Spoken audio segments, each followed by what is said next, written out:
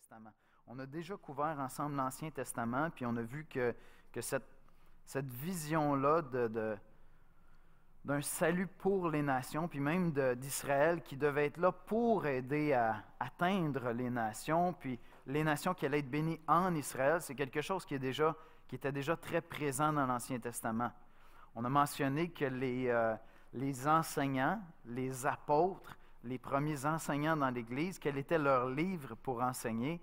Ce n'était pas le Nouveau Testament. Ils n'avaient pas Matthieu 28, 19 et 20, aller vers toutes les ethnos de la terre, toutes les ethnies. Ils n'avaient pas ça. Donc, où est-ce qu'ils sont allés chercher cette idée-là? Ils sont allés la chercher dans les Saintes Écritures, dans l'Ancien Testament. Et tout ça va être confirmé ensuite de ça dans la rédaction du Nouveau Testament. On a vu ensemble la semaine dernière la vision de Paul pour les nations. Même, on a abordé un petit peu l'idée que lorsque Paul avait couvert une région, puis avait réussi à implanter des églises qui rejoignaient en somme les ethnies de cette région-là, il estimait qu'il avait complété son mandat dans une région. Il va aller jusqu'à dire « J'ai complètement annoncé l'Évangile ». Et je ne sais pas si vous vous rappelez de notre illustration au début de tout ce chapitre-là, l'illustration avec les deux navires qui font naufrage en mer. Puis il y a des équipes de sauvetage il y a une équipe de sauvetage qui s'en vient, puis vers quel navire est-ce qu'ils vont aller pour sauver? Est-ce qu'ils doivent aller sauver des gens des deux navires pour être justes? Comment ça fonctionne? S'ils veulent sauver le plus grand nombre de personnes, ils vont continuer à sauver tous ceux qui peuvent, qui sont le plus près d'eux, en espérant que les autres vont continuer à survivre puis à nager, mais au risque, au péril des autres, sans que ce soit nécessairement équitable, si on peut dire, parce que tu veux sauver le plus grand nombre. Et on posait la question, est-ce que c'est l'approche que Dieu a?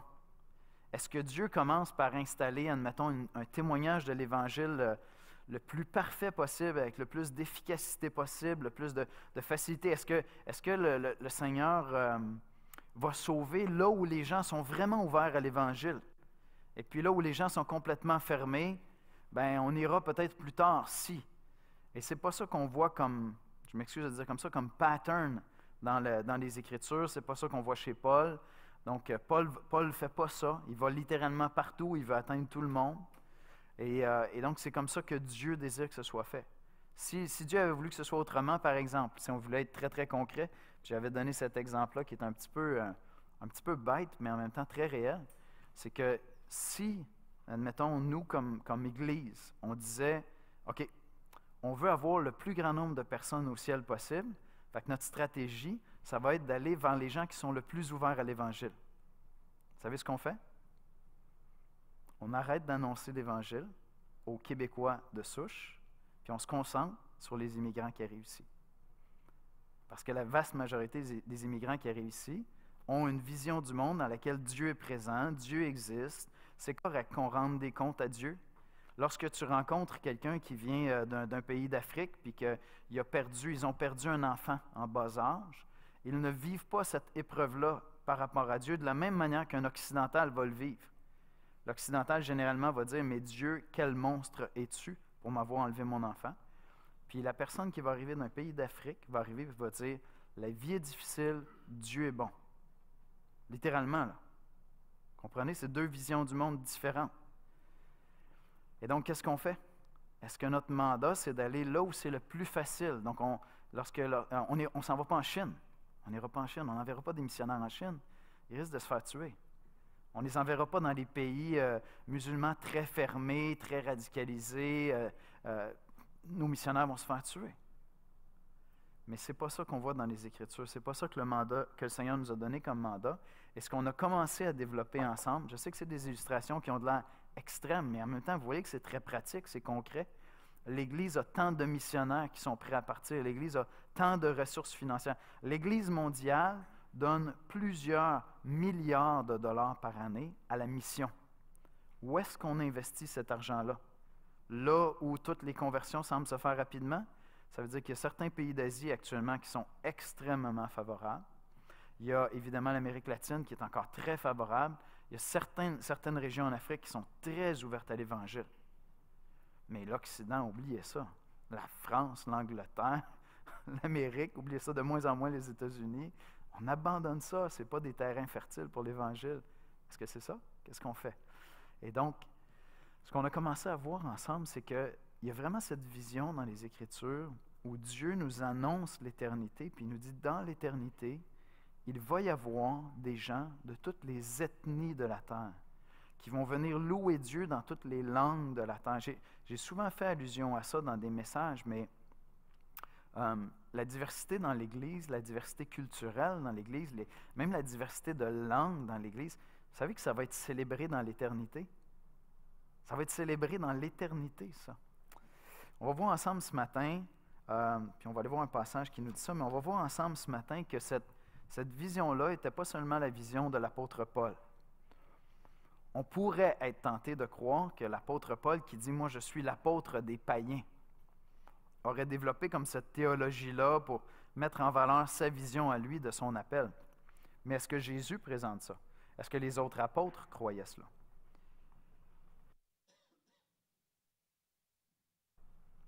Alors, dans les écrits de Jean, de l'apôtre Jean, et commençons par l'Apocalypse, d'accord? Dans l'Apocalypse, au chapitre 5, versets 9 et 10, on lit « Et il chantait un cantique nouveau en disant, « Tu es digne de prendre le livre et d'en ouvrir les sceaux, car tu as été immolé. » Donc, ils sont en train de s'adresser à l'agneau, au Fils, à Jésus. « Et tu as racheté pour Dieu par ton sang des hommes de toute tribu, de toute langue, de tout peuple, de toute nation. Tu as fait d'eux un royaume et des sacrificateurs, et ils régneront sur la terre. » Et donc, dans cette vision apocalyptique que Dieu donne à l'apôtre Jean, il y a déjà cette notion-là qui est présente. Des gens de toute nation, et là on pourrait penser géopolitique, toute nation, non, toute tribu, toute langue. Donc c'est vraiment le concept d'ethnie, ethnos, d'accord? Il y a vraiment quelque chose, puis tu sais, je fais juste un pas en arrière pour des fois voir la beauté de la parole de Dieu puis du plan de Dieu. Quand tu réalises que cette diversité-là est le fruit du péché de l'homme. À quel moment ça s'est produit, cette diversité-là? Quand est-ce que la diversité linguistique est apparue sur la terre? À Babel. À Babel. L'être humain s'est rebellé contre Dieu. Dieu a maudit les hommes, les a frappés de diversité. Qu'est-ce qui va se passer dans l'éternité? On va tout ramener ça ensemble, on va tout parler, je ne sais pas moi, l'araméen. Est-ce que c'est ça? Non. Dans l'éternité, cette diversité-là, qui est le fruit d'un châtiment de Dieu, maintenant va être célébrée pour l'éternité. C'est vraiment intéressant de comprendre avec les années l'ensemble des Écritures pour voir à quel point il y a des choses comme ça qui sont vraiment belles dans les Écritures. Vous savez, des fois on dit un petit peu rapidement, des fois un peu légèrement, on dit la seule chose que l'être humain a faite qu'il va y avoir dans l'éternité, c'est quoi? C'est les trous dans les mains de Jésus. C'est vrai? Vous avez déjà entendu ça, cette phrase-là? C'est la seule chose qu'il va y avoir au ciel que l'être humain a fait. Tout le reste, c'est Dieu qui l'a fait. C'est les trous dans les mains de Jésus. Mais en même temps, c'est comme si le mariage de Dieu avec l'humanité va tellement loin. Non seulement il nous a créés, mais après, dans notre rébellion, il nous a maudits. Puis en nous maudissant, il a créé la diversité. Puis il va la célébrer, cette diversité-là, qui demeure un écho à la rébellion des hommes, mais qui maintenant ont été rachetés par le Christ. Puis là, cette diversité-là est célébrée. C'est vraiment, vraiment, vraiment extraordinaire de voir combien Dieu aime l'humanité.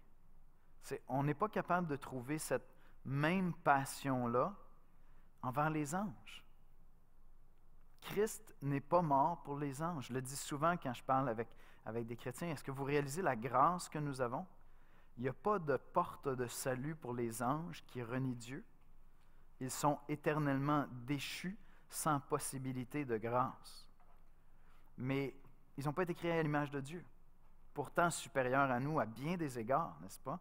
C'est ça que les Écritures nous disent. À plein d'égards, ils sont supérieurs à nous, mais ils n'ont pas été créés à l'image de Dieu.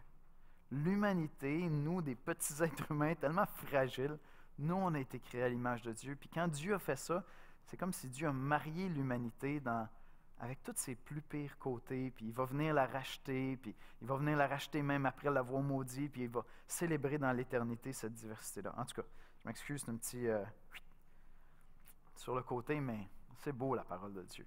Honnêtement, là, découvrir l'amour de Dieu, c'est fantastique. Alors, quelle est la vision missionnaire? excusez-moi, quelle vision missionnaire nous y trouvons pour les ethnies représentées en train de chanter autour de l'agneau dans toute leur langue. Donc, il y a deux idées. C'est que Dieu célèbre le fait que chaque individu va décider de croire. Il ne suffit pas d'être juif pour être fils d'Abraham. Il ne suffit pas d'aller dans une église évangélique pour être chrétien. Chaque individu va connaître Christ et Christ va le connaître par son nom. Donc, il y a une célébration de l'individualité, mais il y a une célébration de la diversité culturelle qui est là dans l'éternité à travers les nations, les tribus, la promesse qui avait été faite à Abraham, des gens de toutes les familles de la terre. Maintenant, si on revient dans l'évangile de Jean, alors ça, c'est l'Apocalypse, un écrit de Jean. Est-ce que c'est juste Paul qui parle de ça? Non, Jean a eu une révélation qui nous dit ça. On va maintenant dans l'évangile de Jean, puis là, on va aller dans Jean 11. Puis là, c'est tellement une ironie de la part de Dieu. Le souverain sacrificateur Caïphe va se mettre à prophétiser. Je veux dire, là, tu ne pouvais pas avoir plus nationaliste juif que le souverain sacrificateur Caïphe. Et voulant médire, il va se mettre à prophétiser puis à annoncer le salut pour les nations. Jean 11, 51, 52. Or, il ne dit pas cela de lui-même. Okay, donc, c'est Jean qui est en train de faire la narration. Il est en train de commenter ce qui s'est passé. Puis il dit, mais étant souverain sacrificateur cette année-là, si vous vous rappelez, si vous connaissez un peu la théologie du rôle de l'Esprit dans l'Ancien Testament, le Saint-Esprit n'habitait pas dans la personne de manière permanente, mais l'Esprit venait sur le roi, l'Esprit venait sur les prophètes, le souverain sacrificateur. Pendant cette année-là, cet homme qui veut faire du mal à Jésus est au service de Dieu, puis l'Esprit vient sur lui, puis il parle à travers lui, malgré lui. D'accord? Or, il ne dit pas cela de lui-même, mais étant souverain sacrificateur cette année-là, il prophétisa que Jésus devait mourir pour la nation. Et ce n'était pas pour la nation seulement, c'était aussi afin de réunir en un seul corps les enfants de Dieu dispersés. Et donc, ce que Jean est en train de nous dire, c'est qu'il y a des enfants de Dieu qui ne sont pas de cette nation-là, mais qui sont dispersés. Et donc, ça va être un thème qui revient dans l'Évangile de Jean, les enfants de la dispersion. Puis là, on pourrait penser, lorsqu'on va dans le livre des Actes, on pourrait croire qu'il s'agit de la diaspora juive, les Juifs dispersés, mais non, c'est ceux qui sont d'une autre nation, d'autres nations. D'accord? Donc, on ne parle pas de la diaspora juive, les Juifs dispersés dans l'Empire romain, mais on parle de ceux qui seraient d'une autre nation. Jean nous dit que le souverain sacrificateur annonçait justement que Dieu avait des enfants dans d'autres nations. Dans Jean 10, 16, et là, c'est Jésus lui-même qui va parler. J'ai encore d'autres brebis qui ne sont pas de cette bergerie. Celles-là, il faut que je les amène, elles entendront ma voix, et il y aura un seul troupeau, un seul berger. Dans le contexte de Jean, c'est évident, ils ne sont pas de cette bergerie, ils ne sont pas de la bergerie d'Israël. Et donc, ils sont d'autres bergeries, puis ils vont entendre ma voix. D'accord? Et puis, ils vont être sauvés. Dans Apocalypse, quelques passages rapidement. 4 passages, Apocalypse 7, 9, 10. Après cela, je regardai, voici, il y avait une grande foule que personne ne pouvait compter, de toute nation, de toute tribu, de tout peuple, de toute langue. Ils se tenaient devant le trône et devant l'agneau, revêtus de robes blanches et des palmes dans leurs mains. Et ils criaient d'une voix forte, « Le salut est à notre Dieu qui est assis sur le trône et à l'agneau. » Apocalypse 14, je vis un autre ange.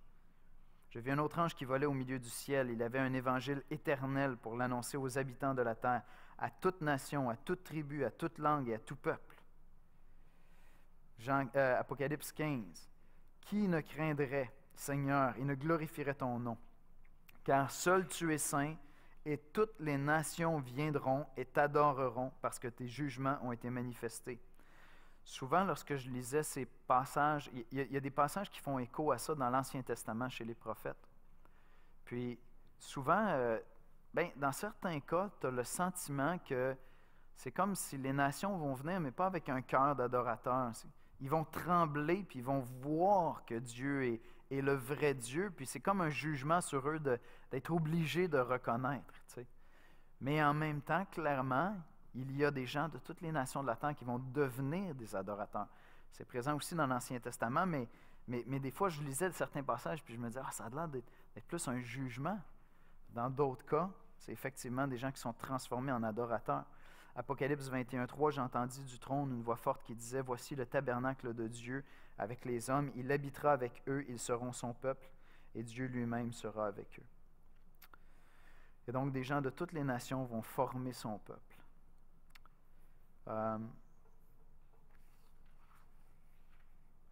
Il y a plusieurs allusions dans ces passages-là au psaume 68.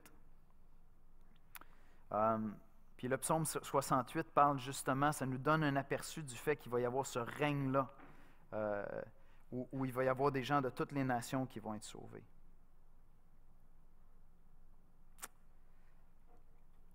Est-ce que cette priorité-là que Jean accorde aux nations, est-ce que cette priorité-là que Paul accorde aux nations vient de Jésus ou est-ce que ça vient d'eux-mêmes? D'où ça vient, ça? Est-ce que c'est l'Église qui a comme construit des choses par la suite? Regardez dans l'Évangile de Luc encore, les paroles du Seigneur lui-même qui nous sont rapportées et qui parlent éloquemment de cette même vision du salut pour toutes les nations de la terre au sens ethnique. Luc 24, 45, 47.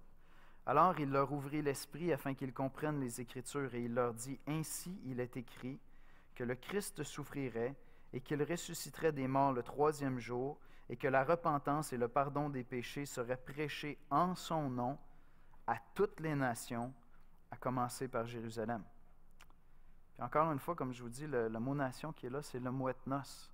Il ne faut pas le comprendre comme une nation géopolitique. La nation canadienne est composée de beaucoup de ethnos. D'accord? Et donc, si on parle d'une nation ici, c'est vraiment dans le sens ethnique du terme. Jésus leur enseigne que l'Ancien Testament annonce ce salut pour les nations. Lorsqu'il dit, il fallait qu'ils comprennent les Écritures. Jésus est en train de leur expliquer les Écritures, de leur expliquer l'Ancien Testament. Puis il dit, l'Ancien Testament annonce cela. Je vous relis le passage dans Luc 24, 45, 47. Alors il leur ouvrit l'esprit afin qu'ils comprennent quoi les Écritures, l'Ancien Testament.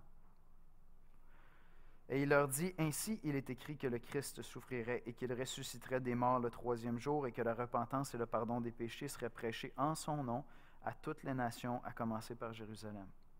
Alors, c'est vrai que dans son ministère à Jésus, jusqu'à sa crucifixion, il y a un aspect mystérieux dans son ministère où ce mandat-là d'aller vers les nations, même la révélation de sa propre personne, qui il est, ça se fait progressivement. Même sa divinité, c'est là. Il fait des allusions, particulièrement dans Jean, mais c'est pas tout dévoilé. Mais rappelez-vous qu'au départ, dans son ministère, il refusait même que ceux qui comprenaient qu'il était le Christ l'annoncent. Là, il disait, non, vous annoncez pas ça, parce qu'il y avait une mission à accomplir. Il y a des temps qui devaient être accomplis. Et lorsque les temps ont été accomplis, plus on approche de la croix, plus les choses deviennent limpides et claires, puis ils se dévoilent, puis il n'y a rien qui est retenu. Et lorsqu'on arrive après sa mort et sa résurrection, au contraire, il va aider à ce moment-là ses disciples à comprendre les Écritures. Il va leur dire, mon esprit va vous être donné, il va vous instruire et vous allez pouvoir comprendre les choses que vous n'avez pas saisies encore.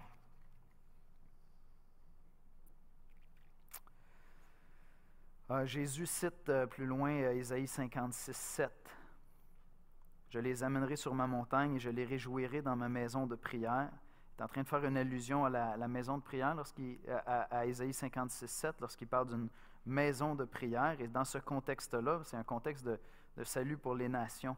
« Je les amènerai sur ma montagne sainte et je les réjouirai dans ma maison de prière. Leurs holocaustes et leurs sacrifices seront agréés sur mon autel, car ma maison sera appelée une maison de prière pour tous les peuples. » Fait que lorsque Jésus va dans le temple et dit « Ma maison sera appelée une maison de prière », il est en train de faire allusion, il est en train de citer Ésaïe, qui est en réalité un texte qui nous annonce une maison de prière, pas pour les Juifs, pour toutes les nations de la terre.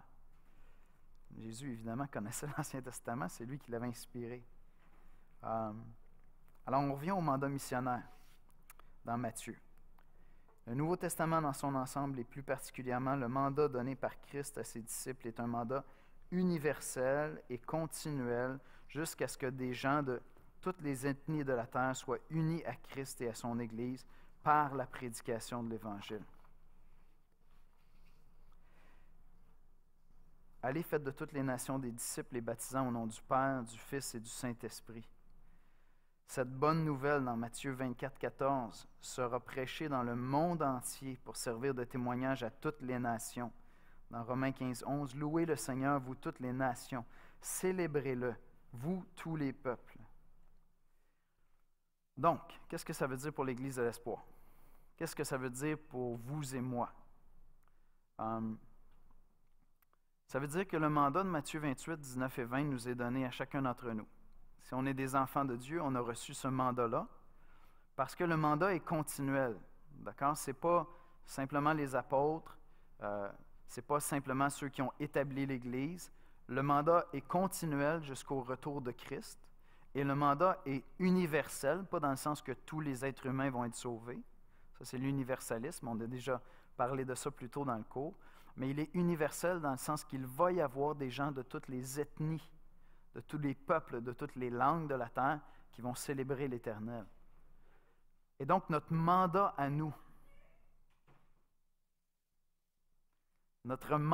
nous, comme Église, depuis le départ de Christ, est d'aller puis annoncer l'Évangile à toutes les nations de la terre. Lorsqu'une Église locale décide de s'investir financièrement dans la mission, elle fait bien d'examiner qui on est en train de supporter à travers le monde. Pendant très, très longtemps, il y avait énormément d'argent qui était envoyé dans les ministères para-ecclésiastiques, par exemple. D'accord? Un ministère para-ecclésiastique, c'est un ministère qui n'est pas rattaché à une église. Ces ministères-là sont souvent nés dans des périodes de l'histoire de l'Église où des fois l'Église ne jouait pas tous ses rôles. Puis, oups, il y avait un ministère qui naissait, mais très indépendant des églises locales. Et puis, il y avait beaucoup, beaucoup de soutien qui était là. Maintenant, ce qu'on cherche à faire ici, ce que les églises cherchent à faire de plus en plus, c'est vraiment prendre le temps de regarder qui sont les missionnaires qu'on est en train de supporter. Qu'est-ce qu'on est en train de soutenir financièrement? Je vais prendre 2 minutes ce matin pour vous parler de 2 missionnaires qu'on soutient, les Maisons Neuves. Puis on est en train de travailler pour essayer de les avoir en visite ici bientôt. Puis après ça, on va conclure la leçon. Mais je vais juste l'introduire ici. Donc, Denis et Brigitte Maisonneuve, ce sont 2 missionnaires québécois qui ne sont pas si loin que ça de chez nous. Ils sont dans le coin de Sept-Îles. D'accord? Donc, ce n'est pas les extrémités de la terre, mais ils ont une particularité. Leur champ missionnaire, ce sont les Inuits dans ce coin-là. Ils sont, en fait, je pense, à une vingtaine de kilomètres de Sept-Îles, dans un petit village beaucoup plus petit, Clark City, je crois. Et puis, donc, ce sont deux Québécois. En même temps, Denis, vous pourriez quasiment le deviner en le regardant, il est d'origine algonquine. Donc, il y a des origines amérindiennes.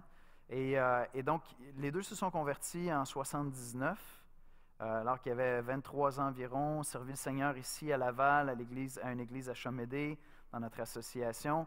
Et puis, dans les années 90, un fardeau vient sur leur cœur de dire qu'ils doivent aller rejoindre les peuples amérindiens, probablement à cause des origines de Denis. Des ménages à Sept-Îles vont servir auprès de l'église de Sept-Îles là-bas. Lui, il travaille à temps plein, donc il soutient de famille, mais tout le temps qu'ils ont, ils l'investissent pour commencer à aller rejoindre ces gens-là en se joignant à un missionnaire qui était déjà là, Terry Baskin, qui était en train d'implanter une église auprès des Inuits. Il y a 2 réserves qui sont là-bas, là, on les a dans vos notes, là, Ushawat puis Maniutenam, qui sont là-bas. Donc, il y a 2 réserves Inuits qui sont à proximité quand même de cette île. Et donc, depuis 1997, maintenant, les Maisonneuves sont consacrées à ce ministère-là. Il y a une église Innu évangélique qui est implantée là-bas. C'est un peu comme je le disais tout à l'heure. Si notre compréhension, c'était de sauver le plus grand nombre de personnes, c'est peut-être pas le premier endroit où tu irais. Pourquoi? Parce que c'est un champ missionnaire très difficile. Vous savez que les Amérindiens ont beaucoup souffert au Québec d'un mauvais témoignage de l'Évangile à travers les pensionnats, entre autres, où on allait leur enlever leurs enfants pour les rééduquer. Et dans ces contextes-là, il y avait des situations d'abus aussi. Déjà, c'était tout un abus d'arracher les enfants à ces parents-là pour les placer dans des pensionnats. Mais en plus de ça, il y avait des mauvais traitements souvent dans ces pensionnats-là. Et donc, lorsque je parlais avec un missionnaire auprès des Amérindiens, lui me disait, Yannick, pour ces gens-là, les chrétiens, c'est un monsieur avec une croix dans le cou qui abuse les petits-enfants. Fait que pour eux, c'est ça, le christianisme. Je ne dis pas maintenant que tous les religieux catholiques qui ont servi là, c'est tous des gens qui faisaient du mal. Ce n'est pas ça que je suis en train de dire. Mais je suis en train de dire que le témoignage de l'Évangile, pour eux, ça ressemble à cela.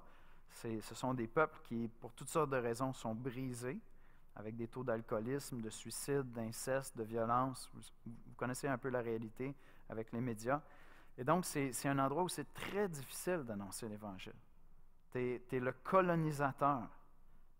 Ça ressemble à ça. Puis on l'a déjà subi une fois. Puis là, tu t'en viens avec ton Christ pour nous donner quoi encore cette fois-là? Et donc, lorsqu'on va vers les peuples amérindiens, il faut vraiment aller vivre au milieu d'eux, prendre le temps d'aller les rejoindre dans leurs besoins, dans leurs souffrances, devenir des amis, devenir un foyer pour eux. Puis progressivement, ils vont discerner leur image qu'ils avaient du christianisme et le christianisme qui est vécu là. Et puis là, les portes s'ouvrent tranquillement, puis on commence à témoigner. Donc, il y a une église qui est implantée avec des conversions. Mais c'est un long processus. C'est un processus où on est là avec cette vision. Dieu veut sauver des gens de toutes les nations, de toutes tribus de la terre. Et donc, les églises font bien de prendre le temps d'examiner qui on est en train de supporter, vers qui on s'investit, d'essayer d'être diversifié, de donner pour la traduction des Écritures, comme j'ai mentionné dans les dernières semaines, auprès de peuples qui n'ont même pas des fois de langue écrite. Puis on va s'investir, puis ça peut sembler être un coup d'épée dans l'eau. C'est beaucoup d'argent. Parce qu'on va envoyer des missionnaires qu'on va supporter à toutes les églises qui les soutiennent. Je ne sais pas, moi, à raison de 40, 50, 60, 70 000 $ par année, qui vont aller travailler pendant plusieurs années sans savoir nécessairement si ça va porter du fruit. Mais on a cette vision-là. Cette vision-là, il faut aller atteindre des gens de toutes les nations de la terre. Pourquoi est-ce que Dieu fait ça? Pourquoi est-ce que Dieu aurait cette vision-là? J'aime ça. Je vais terminer avec quelques idées que John Piper souligne. Je m'excuse, juste un instant.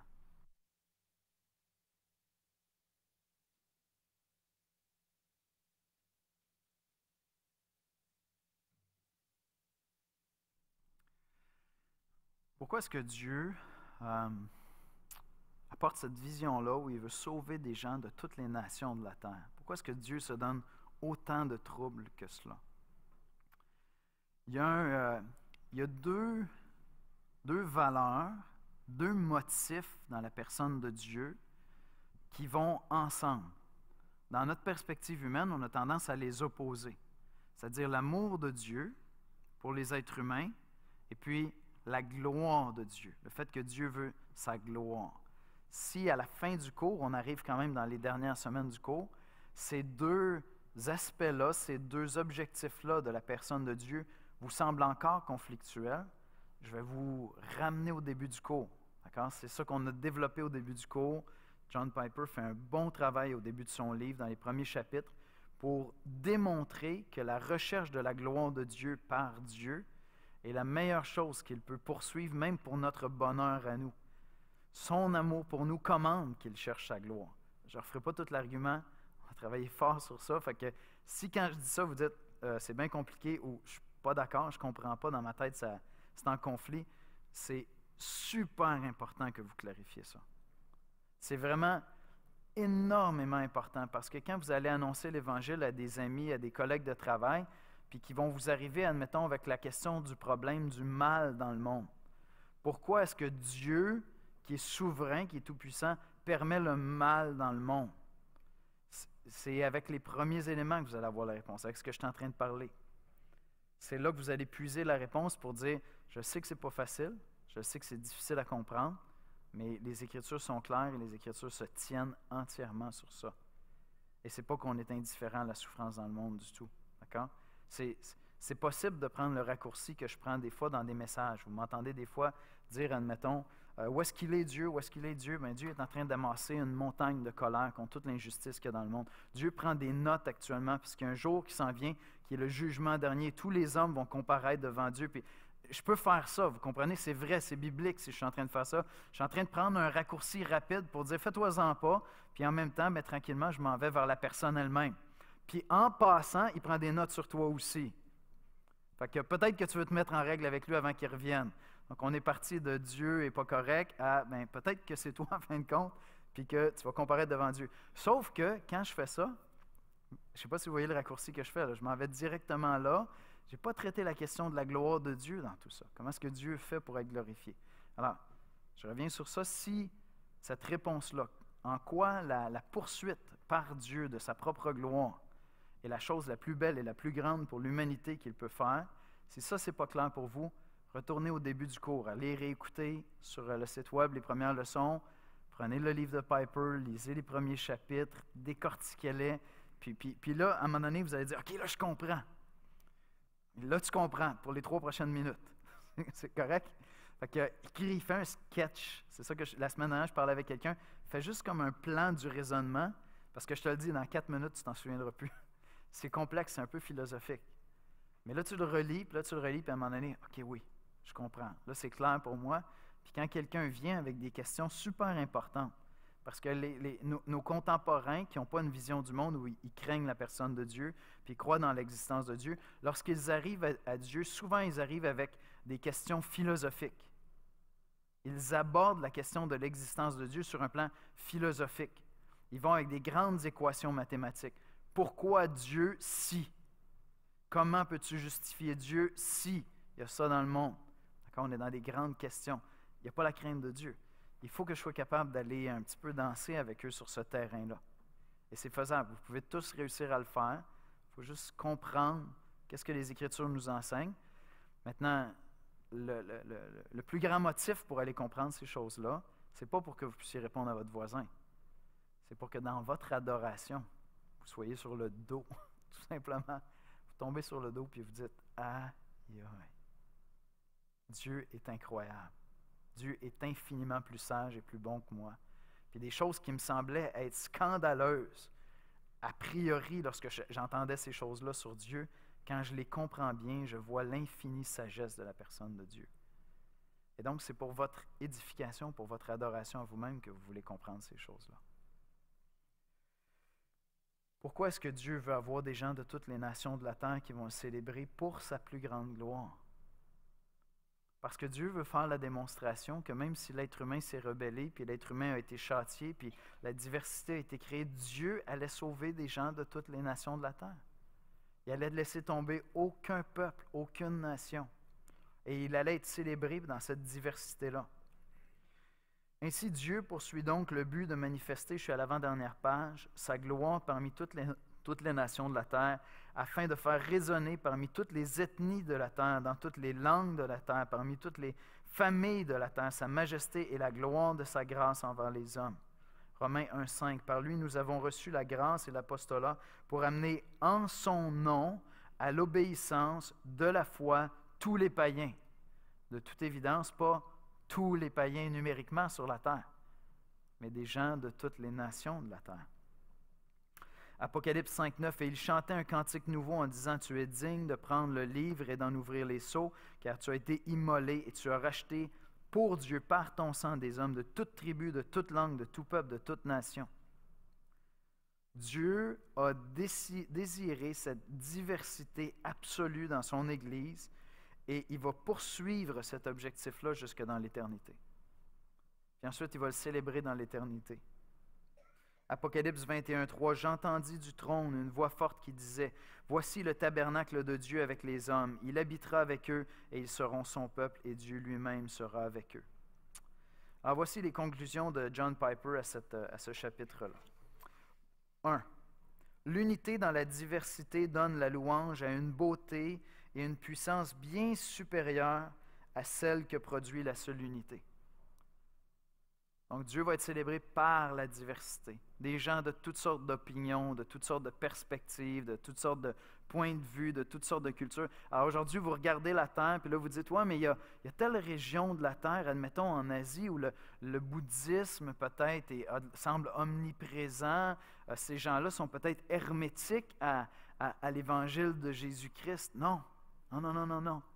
Dans leur langue, ils vont chanter la gloire de Jésus comme vous et moi, on chante la gloire de Jésus. Jésus n'est pas un produit occidental. Jésus n'est pas un produit de l'Occident. Jésus est le sauveur de l'humanité et donc des gens de toutes les nations de la terre. 2. La renommée, la grandeur et la valeur d'un bel objet augmentent proportionnellement à la diversité de ceux qui en reconnaissent la beauté.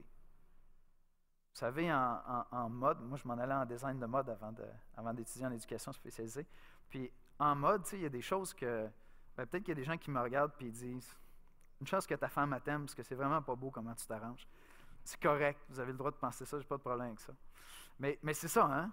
Fait que tu regardes des modes à travers le monde, puis tu te dis, esthétiquement, pour moi, c'est vraiment, vraiment pas beau. Puis je veux dire, il y a toutes sortes de choses, hein? Des accoutrements, des vêtements, n'importe quoi, des choses qu'ils vont faire sur eux-mêmes, puis des fois leur musique, tu écoutes leur musique, tu te dis, ah! Mais qu'est-ce qui se passe? Si quelque chose est universellement reconnu comme étant absolument beau par toutes les cultures avec tous les goûts différents de la terre. Et là, il est vraiment beau. Hein? C'est ce qui va se passer avec l'agneau qui va être sur le trône. Par toutes ces cultures-là, il va être adoré. La force et la sagesse, 3, et l'amour d'un leader apparaissent avec d'autant plus d'éclat que ceux en qui il suscite le désir de le suivre avec joie sont divers. Il y a des pasteurs qui réussissent à rejoindre telle culture. Il y a des leaders nationaux qui réussissent à rejoindre telle culture. Que se passe-t-il s'il y a un leader qui réussit à rejoindre toutes les cultures, puis qui est admiré et qui est respecté par toutes les cultures? Peut-être que c'est le créateur de tous les hommes, de toutes les nations, de toutes les tribus.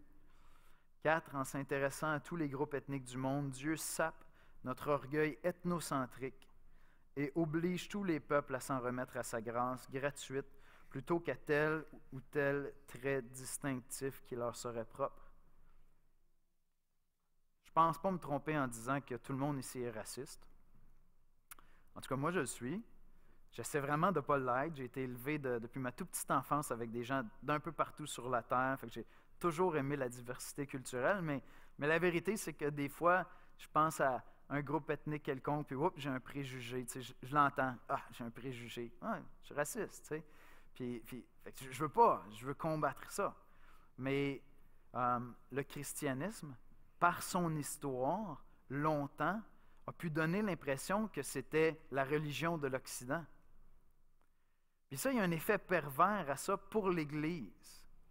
L'Église peut facilement en venir à croire qu'elle est une culture, l'Église occidentale, qu'elle est dans une culture supérieure aux autres cultures dans le monde. D'accord? Et donc, on peut, comme chrétiens occidentaux, par exemple, je vais vous donner des exemples, peut-être que ça ne vous passe jamais par la tête, c'est peut-être juste des idées de pasteurs. Mais là, tu regardes la terre. Là, tu dis, OK, le christianisme évangélique est comme en recul tranquillement en Occident, même aux États-Unis. C'est évident. Les évangéliques sont en recul. C'est très, très clair. Là, tu dis, OK, attends un peu. La théologie, le solide, costaude, les écrits qui construisent, qui bâtissent, ils viennent d'où? Quelques pays d'Europe, majoritairement aux États-Unis. OK, l'Évangile est en train de se répandre à toute vitesse en Chine, est en train de se répandre à toute vitesse en Afrique, est en train de se répandre à toute vitesse en Amérique latine. Mais là, je vais vous confesser un péché de petit Québécois pur laine. Dans ma tête à moi, hein, les choses les plus élaborées au niveau théologique sont écrites par des Occidentaux. Et pour l'instant, c'est beaucoup ça encore. Si je ne comprends pas ce que Dieu est en train de me dire ici, là, je vais être inquiet pour l'avenir de l'Église. Parce que je vais me dire, l'Occident recule, qu'est-ce qui va se passer? La théologie va être pauvre, parce qu'effectivement, actuellement, il y a des régions de la Terre où l'Évangile avance à toute vitesse, mais en même temps, c'est l'Évangile de la prospérité qui est en train d'avancer à toute vitesse dans certaines régions de la Terre. Un Évangile vraiment faux. D'accord? Puis là, tu es inquiet, puis là, tu te dis, mais qu'est-ce qui va se passer? Dieu va sauver des gens de toutes les ethnies et de toutes les nations de la terre, et Jésus-Christ va bâtir son Église à travers toutes les ethnies et toutes les nations de la terre, ne serait-ce que pour que les chrétiens occidentaux n'aient pas l'orgueil de se dire « Heureusement qu'on était là pour faire avancer l'Évangile sur la terre. Hein? Heureusement qu'on était là pour ça. » Non, au ciel, il va en avoir d'autres de toutes les nations de la terre qui vont nous regarder, vont nous faire un clin d'œil, qui vont dire « C'était pas vous, tu sais. » C'était le Saint-Esprit qui faisait sa job. C'est bon? Donc, on se revoit dans 2 semaines pour continuer ce cours-là sur la mission. Vous pouvez aller lire le prochain chapitre dans le livre, le chapitre 6. On va terminer avec un petit mot de prière rapidement. Père éternel, merci. Merci pour ta parole, Seigneur, qui nous enseigne l'humilité. Ton évangile, encore une fois, Seigneur, nous enseigne l'humilité. Merci pour ton amour pour des gens de toutes les couleurs, de toutes les langues, de toutes les origines sur la terre. Tu as une passion pour le salut des gens de toute nation, de toute ethnie de la terre, Seigneur. Et aide-nous comme Église à prendre à cœur la mission mondiale, à prendre à cœur de donner pour la mission mondiale, de prier pour la mission mondiale, Seigneur, et appelle du milieu de nous des missionnaires qui vont aller vers des peuples non atteints avec l'Évangile. C'est en Jésus-Christ qu'on prie. Amen.